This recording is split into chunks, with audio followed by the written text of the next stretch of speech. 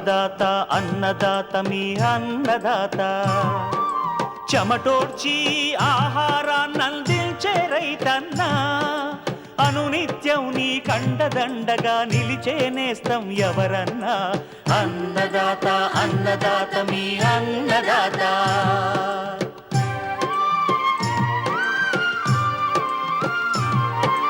నూతన రీతుల సాగుబడికి నూరింతలు పెరిగే దిగుబడికి సూచనలిచ్చే సస్య రక్షణకు పశు పోషణకి శాస్త్ర విజ్ఞానం అందించి ముందుకు నడిపే తెలుగు రైతు భారతదేశానికి మకుటం అయ్యేలా తీర్చిదిద్దే ఆశయంతో మిమ్ము మేలు కొలిపేది అన్నదాత అన్నదాత అన్నదాత మీ అన్నదాత అన్నదాత అన్నదాత మీ అన్నదాత.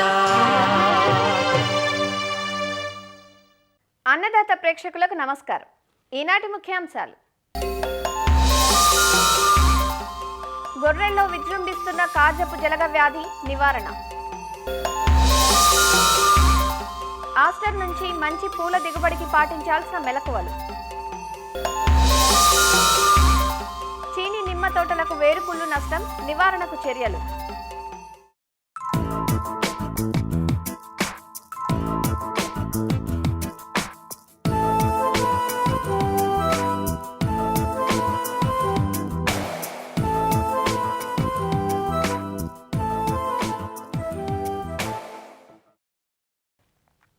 ఒకసారి నాటితే దీర్ఘకాలం పాటు దిగుబడినిస్తాయనే ఉద్దేశంతో పండ్ల తోటలు సాగు చేస్తుంటారు.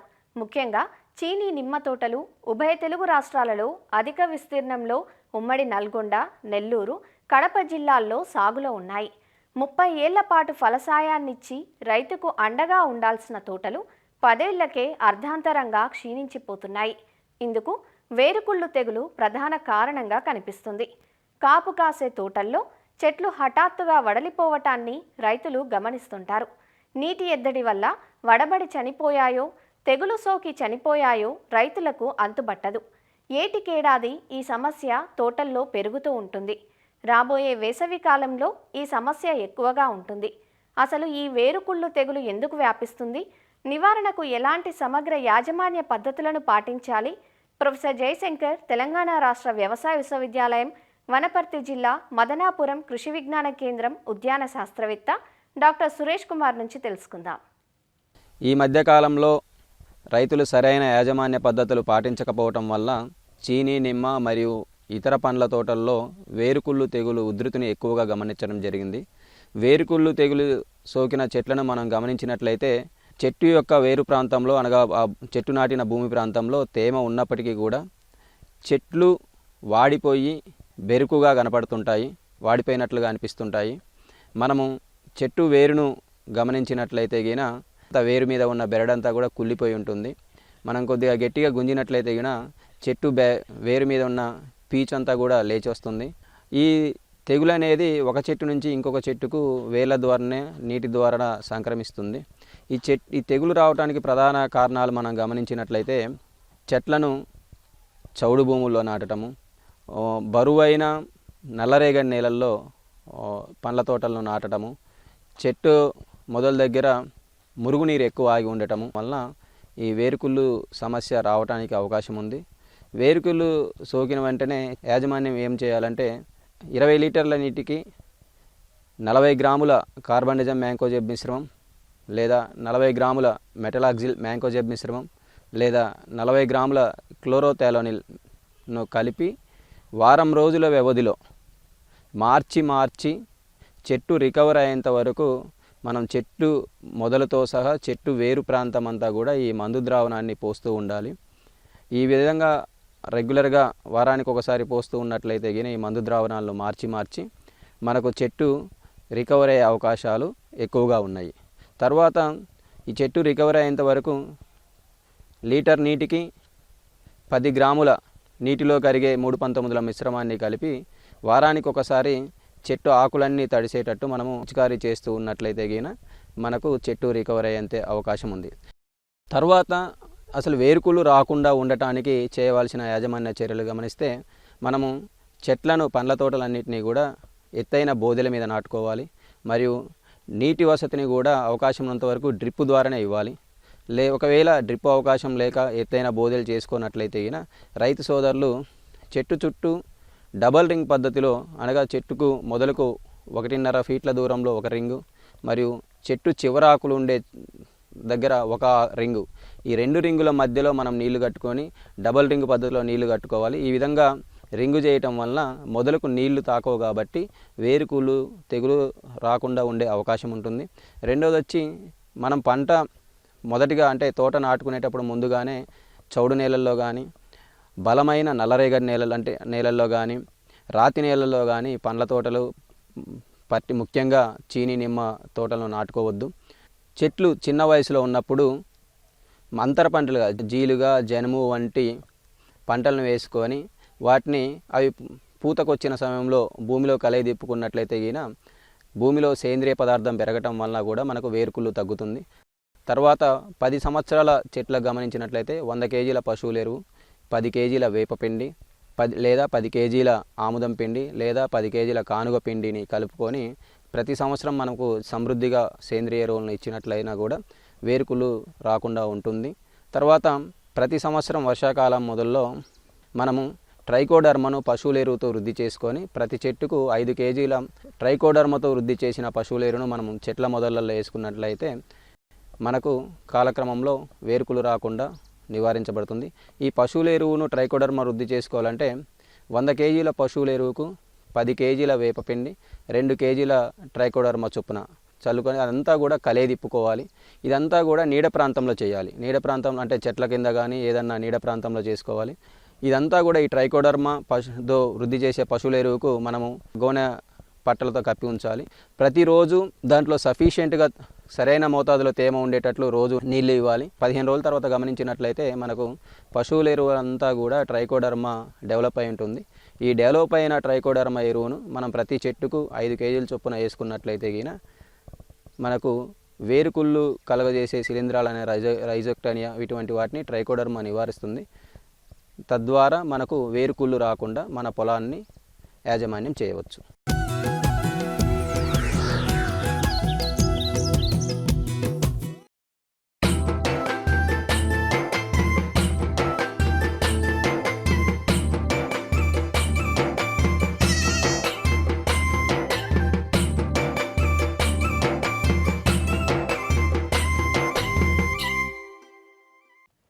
గొర్రెల ఫారాల యజమానులు అత్యంత అప్రమత్తంగా ఉండాల్సిన కాలం ఇది. ఎందుకంటే శీతాకాలం, వర్షాకాలంలో గొర్రెల్లో కార్జపు జలగ వ్యాధి వ్యాపించి ప్రాణానికే ముప్పు తెస్తుంది. ఈ మధ్యకాలంలో ఇది జీవాల్లో వ్యాపిస్తున్నట్లుగా సమాచారం. నదులు, నీటి కుంటల్లో ఉండే జలగల వల్ల గొర్రెల్లో జలగ వ్యాధి వస్తుంది. లివరును దెబ్బతీస్తుంది కాబట్టి దీన్ని కార్జపు జలగ వ్యాధిగా వ్యవహరిస్తారు. దవడ వాచినట్లుగా ఉంటే అది జలగ వ్యాధిగా అనుమానించాలి. జలగ వ్యాధి వ్యాప్తి, లక్షణాలు, రైతులు తీసుకోవాల్సిన జాగ్రత్తల గురించి రంగారెడ్డి జిల్లా ఇబ్రహీంపట్నం మండల పశు వైద్యులు డాక్టర్ ఏ ఆనందరెడ్డి నుంచి తెలుసుకుందాం.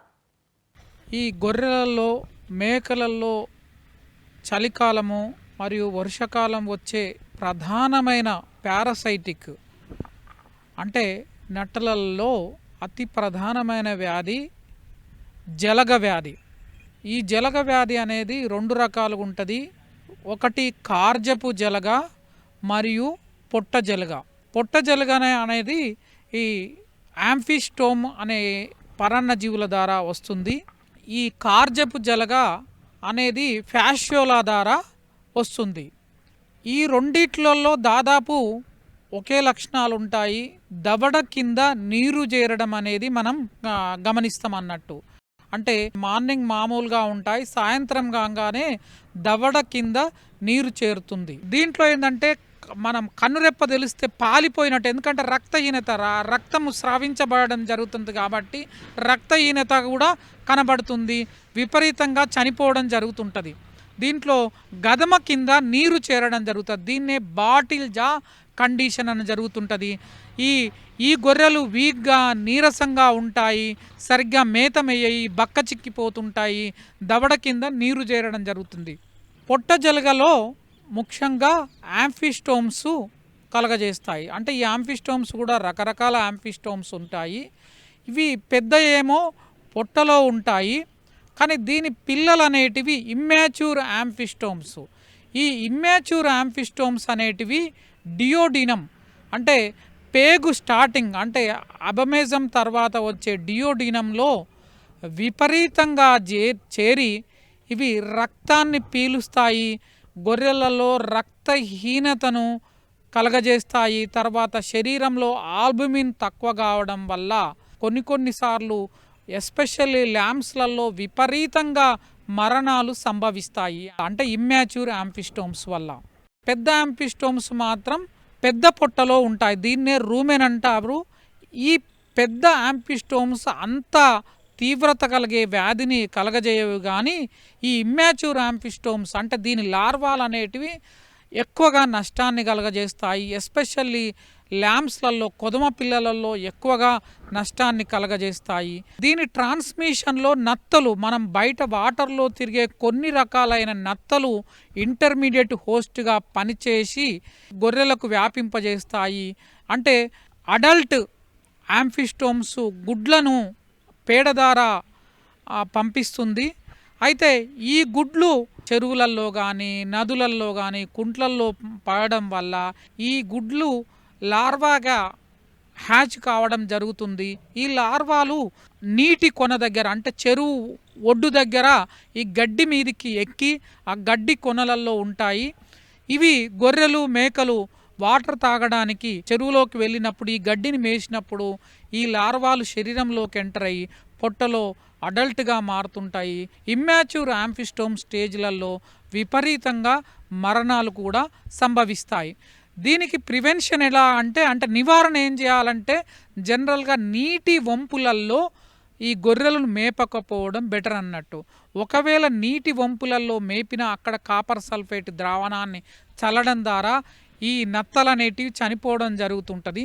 ఇది ఒక విధానము. తర్వాత రాకుండా ఉండాలంటే చెరువులో ఉన్న నీటిని తాపించకుండా మంచి ఫ్రెష్ వాటర్ని అంటే బావుల దగ్గర కానీ ఫ్రెష్ వాటర్ని తాగించడం వల్ల ఈ జలగ రోగం రాకుండా నివారణ చేయవచ్చు. తర్వాత దీనికి ఒకవేళ ఈ వ్యాధి లక్షణాలు కనపడితే పశువైద్యుని సలహా మేరకు ట్రైక్లాబెండజోల్ కానీ ఆక్సిక్లోజనైడ్ కానీ ఈ మందులను తగు మోతాదులలో తాపించడము. అలాగే లివర్ అనేది ఖరాబు అవుతుంది కాబట్టి లివర్ టానిక్స్, తర్వాత లివర్ సపోర్టివ్ విటమిన్స్ మినరల్స్ ఇవ్వడము, తర్వాత డైక్రిస్టిసిన్ పెన్సిలిన్ గ్రూప్ ఇంజెక్షన్స్ ఇప్పించడం వల్ల ఈ రోగాన్ని సమర్థవంతంగా నివారణ చేయవచ్చు.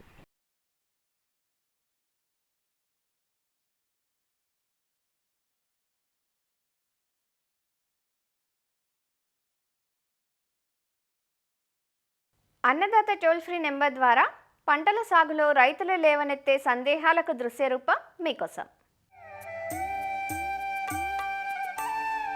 మిరపలో బొబ్బర తెగులు సమస్యగా ఉంది, నివారణ తెలియచేయండి అని అడుగుతున్నారు తిరుపతి జిల్లా పాకాల నుండి కె మోహనమ్మ.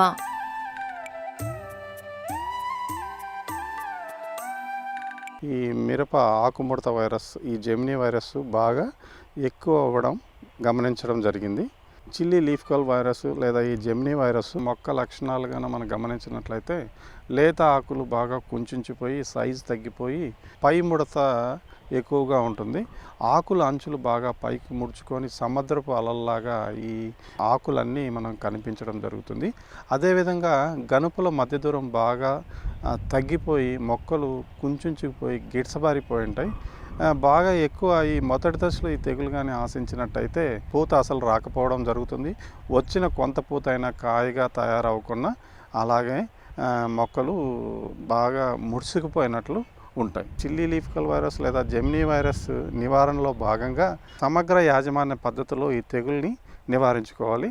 అందులో ముఖ్యంగా ఈ జెమినీ వైరస్కి తట్టుకునే రకాలని వేసుకోవాలి. సూట్ రకాలైతే ఉద్యాన పరిశోధన స్థానం లామ్ నుంచి విడుదలైన LCA 657, LCA 643. అదే హైబ్రిడ్ రకాలు అయితే కొన్ని మార్కెట్లో చాలా ఉన్నాయి. మార్కెట్లో ఎక్కువ రేటు పలుకుతుందో అలాంటి రకాన్ని రైతులు ఎన్నుకొని చిల్లీ లీఫ్ కల్ వైరస్ తట్టుకునే వంగడాలను ఎంచుకోవాలి ప్రథమంగా. తర్వాత ఈ నారు కూడా నాణ్యమైన నారు, బలవర్ధకంగా ఉన్న నారుని నాటుకుంటే మనం ఈ వైరస్ని తగ్గించుకోవడానికి ఆస్కారం ఉంటుంది. ఈ రసం పీల్చే పురుగులు ముఖ్యంగా ఈ తెల్లదోమ ద్వారా ఈ జెమినీ వైరస్ ఆశించడం జరుగుతుంది కాబట్టి రసం పీల్చే పురుగుల తాకిడి లేని ఈ నెట్ హౌసెస్లో కానీ లేదా పాలీ హౌసెస్లో కానీ నారు పెంచి నాటుకోవడం ద్వారా మొదటి దశలో ఎలాంటి ఈ వైరస్ అనేది నారు మీద ఆశించకన్నా ఉంటే ప్రధాన పొలాల్లో నాటినప్పుడు కొంతవరకు మనం ఈ తెగులు నివారించడానికి ఆస్కారం ఉంటుంది. అదేవిధంగా మార్కెట్లో విరివిగా లభిస్తున్న బయో ప్రోడక్ట్స్ ఎట్టి పరిస్థితుల్లో మిరప పంట మీద వాడకూడదు. మొక్క నాటిన తర్వాత పొలం చుట్టూ 2-3 వరుసల జొన్న కానీ మొక్కజొన్న కానీ వేసుకుంటే ఇది రక్షక పంటలాగా ఉంటుంది కాబట్టి రసం పీల్చే పురుగుల తాకిడి బాగా తగ్గుతుంది. అదేవిధంగా పసుపు రంగు అట్టల్ని పొలంలో 25 నుంచి 50 దాకా పెట్టడం ద్వారా మనం మాస్ ట్రాపింగ్ అనేది కూడా చేసి ఈ తెల్లదోమ యొక్క ఉధృతిని కొంతవరకు తగ్గించుకోవచ్చు. పురుగు మందులతో మన నివారణ కానీ చూస్తే మొదటి దశలో అయితే అస్టామాప్రిడ్ 0.3 గ్రాములు, థయోమిథాగ్జామ్ అయితే 0.4 గ్రాములు పిచికారి చేసుకోవాలి. అదే తర్వాత దశలో అయితే స్పైరోమెస్ఫిన్ 1 ml 1 లీటర్ నీటికి, అదే డైఫెన్తురాన్ అయితే 1.25 గ్రాములు 1 లీటర్ నీటికి కలిపి పిచికారి చేయాలి. మన మిరప పంటలో ఈ జెమినీ వైరస్ ఆశించిన మొక్కలు 1-2% కానీ ఉంటే అవి ఎప్పటికప్పుడు గమనించి పీకి నాశనం చేయడం ద్వారా ఈ తెగులు తర్వాత వ్యాప్తి చెందకుండా నివారించడానికి ఆస్కారం ఉంటుంది. అదేవిధంగా ఈ ఉధృతి కానీ దాదాపు 10-15% కానీ ఎక్కువగా ఉంటే అన్ని మొక్కలు పీకాలంటే రైతులకు కష్టకరంగా ఉంటుంది కాబట్టి పురుగులు మందులతో తెల్లదోమని ఎప్పటికప్పుడు నివారించుకొని మంచి పంట తీసుకోవడానికి ఆస్కారం ఉంటుంది.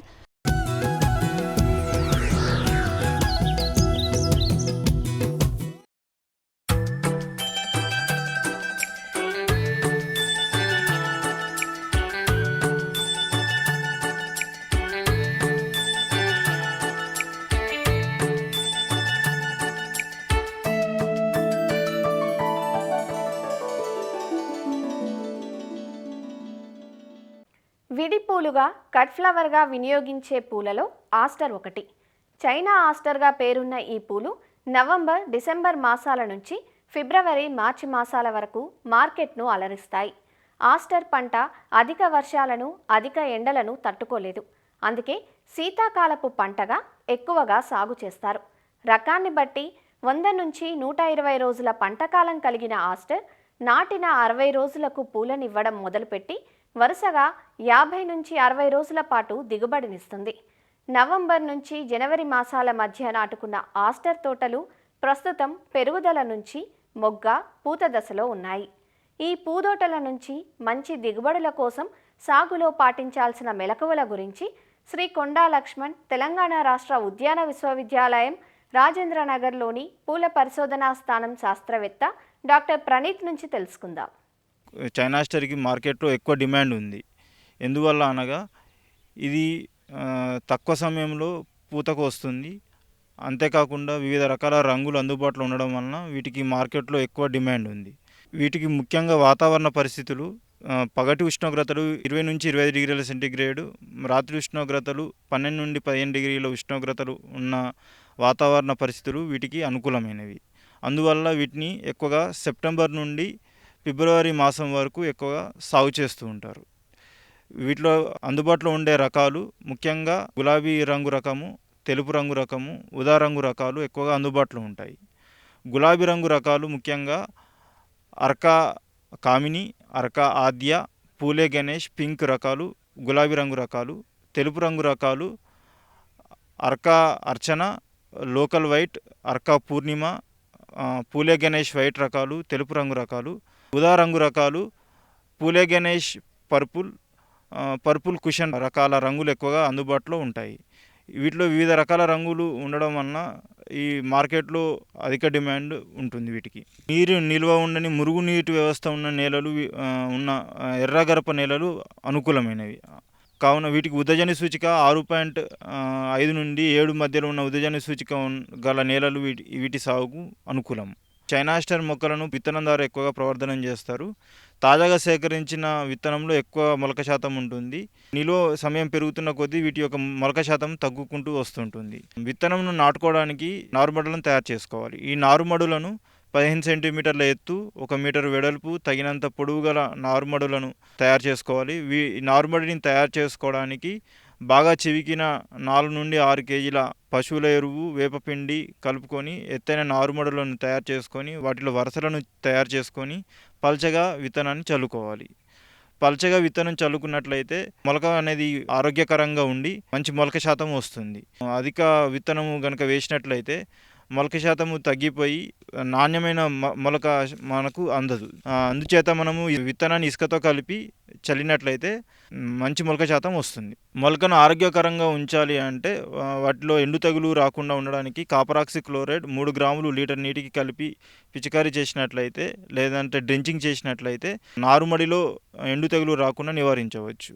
రసం పీల్చే పురుగుల నుండి నారుమడిని రక్షించుకోవడానికి ఇమిడాక్లోప్రిడ్ 0.2 ml లీటర్ నీటికి కలిపి 2 వారాల తర్వాత కనుక మనము పిచికారీ చేసినట్లయితే రసం పీల్చే పురుగుల నుండి కూడా మనము ఈ నారుమడిని కాపాడుకోవచ్చు. ఈ విధంగా మనము వేరుకుళ్ళు తెగులును, రసం పీల్చే పురుగుల నుండి ఈ రకంగా మనము సమగ్ర రక్షణ చర్యలు తీసుకున్నట్లయితే మనకు నారు ఆరోగ్యకరంగా ఉండి బాగుంటుంది. నేల తయారీలో మంచి దుక్కి వచ్చేంత వరకు 4 నుండి 5 సార్లు దున్నాలి. దున్నిన తర్వాత 10 నుండి 12 టన్నుల పశువుల ఎరువు వేసుకొని బోదలు చేసుకోవాలి. బోదలు చేసుకున్నాక మనము నారుమడి నుండి 30 నుండి 35 రోజుల వయసు గల నారును సేకరించి ఆ నారుని మొక్కకు మధ్య వరుసకు మధ్య 30x30 సెంటీమీటర్ల దూరం ఉండే విధంగా చేసుకొని నాటుకోవాలి. తర్వాత ఎరువుల యాజమాన్యం. ఆఖరి దుక్కిలో మనము 40 కిలోల యూరియా, 100 కిలోల DAP, 50 కిలోల మ్యూరేట్ ఆఫ్ పొటాషియం వేసుకొని కలియ దున్నాలి. నత్రజని మరియు భాస్వరము చైనాస్టర్ పూల దిగుబడికి ఎక్కువగా దోహదపడుతుంది. నత్రజని లోపం ఉన్నట్లయితే ఆకులు పండుబారి దిగుబడి తగ్గుతుంది.